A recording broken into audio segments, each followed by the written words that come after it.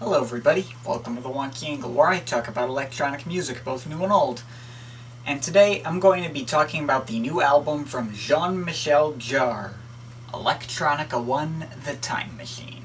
Jean-Michel Jarre is one of the pioneers of electronic music, most famous for his album Oxygen, which still stands up as one of the best ambient progressive electronic albums of all time, despite having come out all the way back in 1976. At that time, electronic music was pretty much restricted to Germany, with bands like Kraftwerk and Tangerine, so Jarre extended the movement over to France. He's continued to put out albums at a semi-regular pace since then, this particular album being his 18th to date. He does kind of follow a bit of a formula for most of his albums, often including elements of classical and Baroque music in his melodies, but his discography has stayed pretty consistently good and varied over the years. I think there's really only one album of his I didn't really care for. He's kind of been a bit inactive in recent times, though. His previous album, Teo and Tia, was released in 2007, making this his first in 8 years.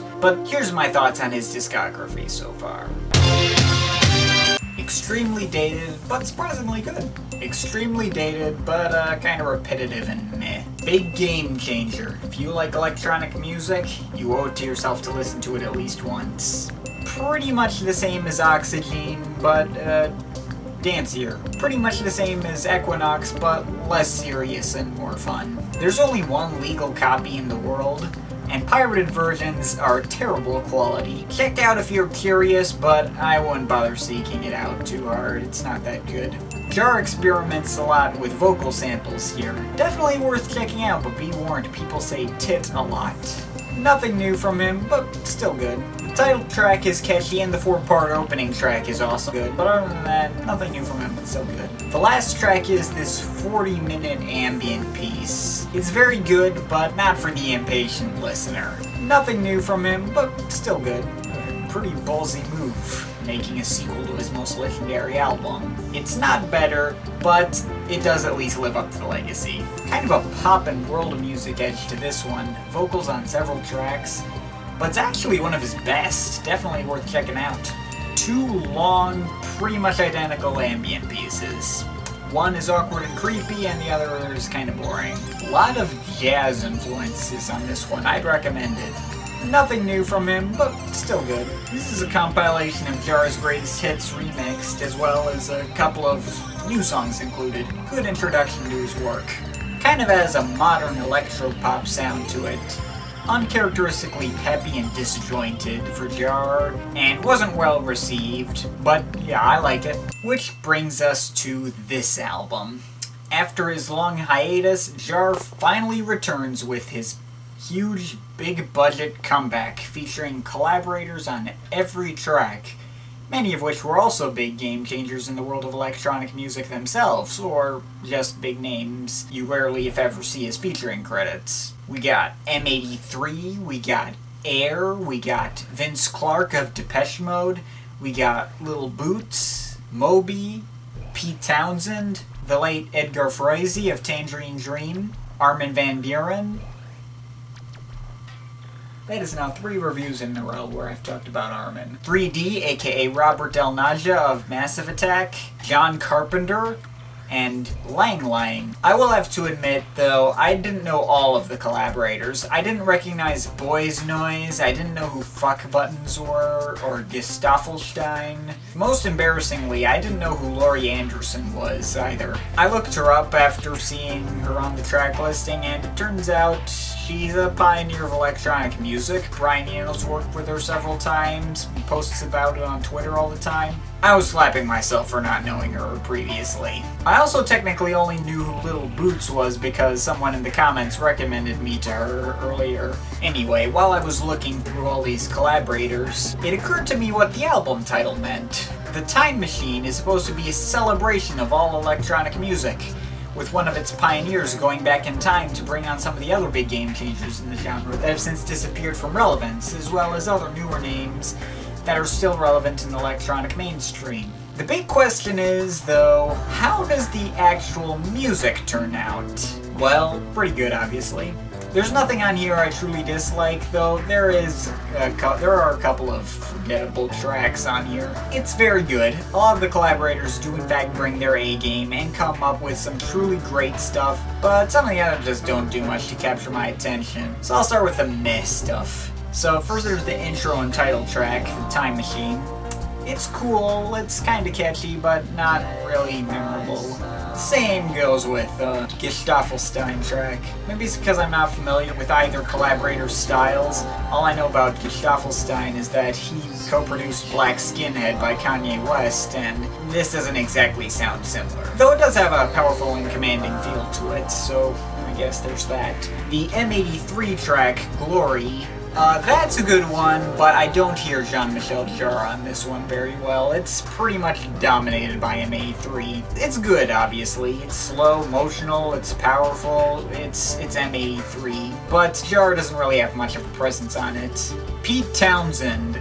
I'm sorry, but Pete Townsend sounds totally out of place on this album. Because he's not big in the electronic music world, he's big in the rock music world because he's one of the founding members of The Who. So hearing his voice on the Jean-Michel Jarre track was a little, pun kind of intended, jarring. The same goes with the Laurie Anderson track. I mean, yes, unlike Pete Townsend, she actually was highly involved in the electronic music scene, but she's known for not actually singing on most of her recordings, but rather doing this kind of spoken word thing.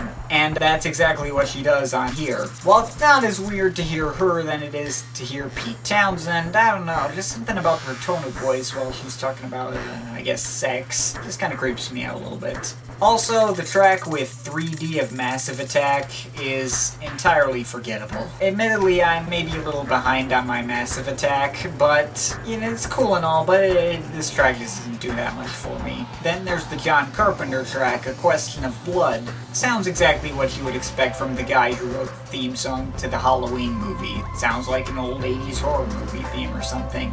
Not super memorable, but it's alright, I like it. Alright, now let's get to the really good stuff. First of all, Close Your Eyes with Air.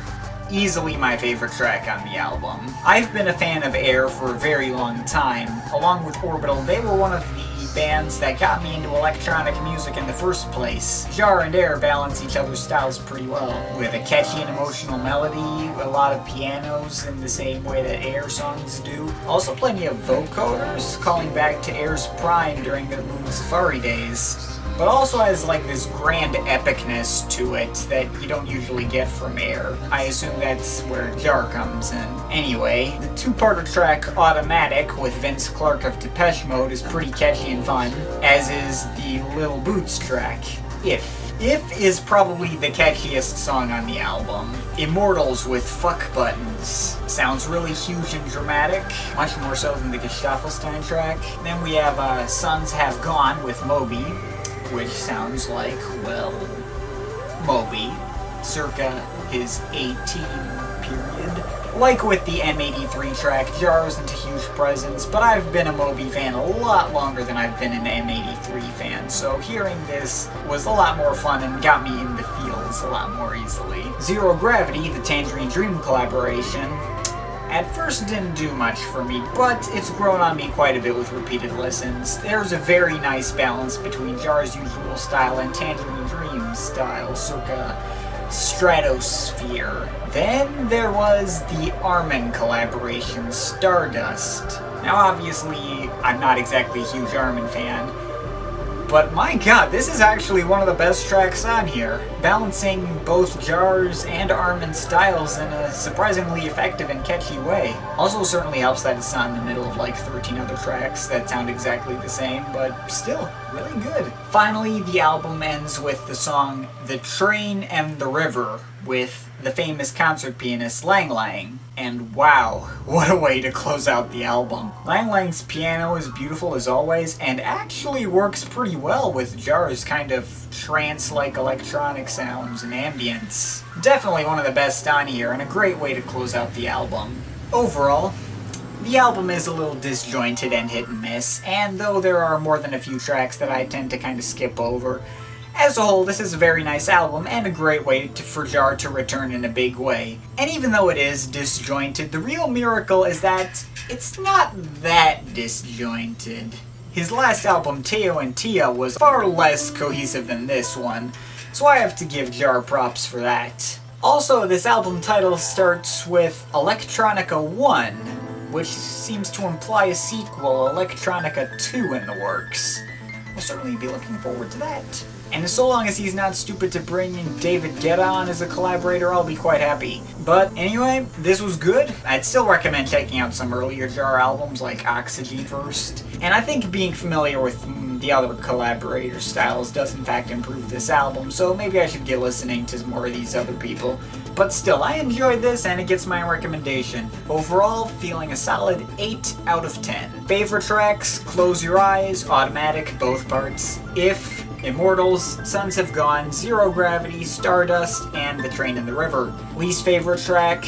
Probably gonna go with Rely on Me with Laurie Anderson. Of course, this is all my opinion. You can feel free to disagree or agree with it, but if you do, make sure to also tell me about it in the comments. Or if you have any requests for what I should review in the future, make sure to tell me about that as well. But yeah, that's pretty much it. That's all for today. See you next time.